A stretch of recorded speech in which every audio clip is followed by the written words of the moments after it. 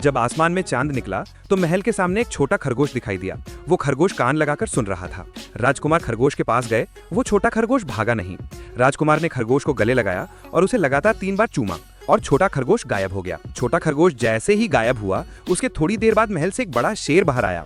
राजकुमार चौंक गए, लेकिन फिर भी वो उसकी तरफ गए, उसे गले लगाया और चूम लिया। शेर ने राजकुमार को कोई नुकसान नहीं पहुंचाया। शेर के गायब होने की थोड़ी ही देर बाद महल में आग लग गई।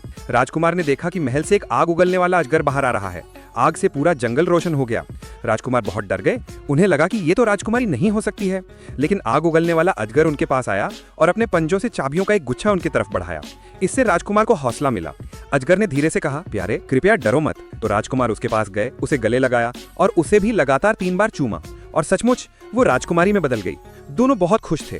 राजकुमारी ने वो चाबियों का गुच्छा राजकुमार को दिया और कहा, मैं तुम्हारी हूँ। महल के सारे खजाने भी अब तुम्हारे हैं। वो दोनों महल के अंदर गए और राजकुमारी ने राजकुमार को सारे खजाने दिखाए। किस्मत से वहां 6 घोड़े तैयार खड़े थे।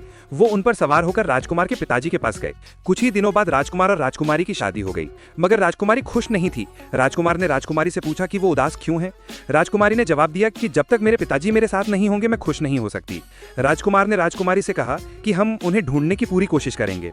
लेकिन इसके थोड़ी ही देर बाद राजा बलदेव खुद उनके पास आ गए।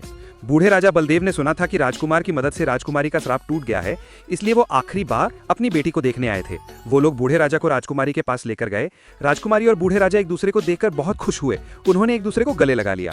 बूढ़े राजा का दिल पिघल गया और उन्होंने अपनी हार मान ली और फिर सबने मिलकर खूब जश्न मनाया और खुशियां मनाई।